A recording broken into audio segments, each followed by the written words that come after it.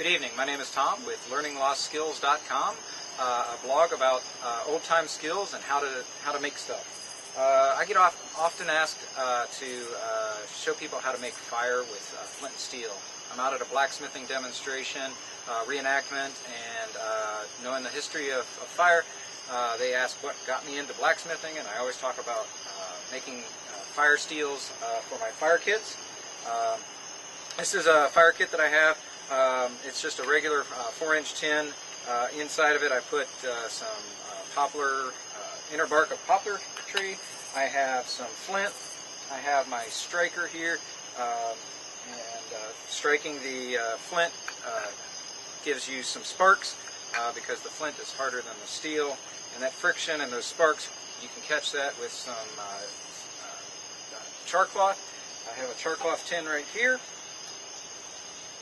Grab that. Char cloth is just some linen or cotton that has been heated up in this tin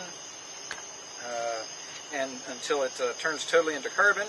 And then this is some jute twine. Jute twine normally comes like this, but I've shredded this up, and that's a great place to catch that ember.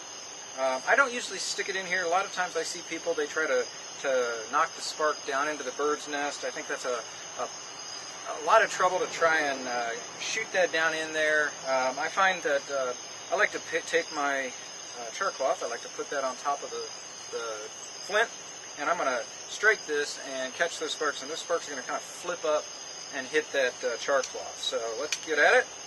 Give a nice little staccato motion, and it sparks. I'm going to turn the size so you guys can see a little bit.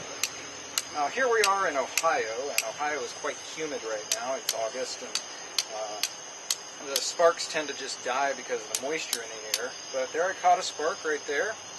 Give it a little bit of oxygen. You can see it glowing. No need to panic. I'm going to put this down in my bird's nest, kind of protect it, give it a little bit more oxygen.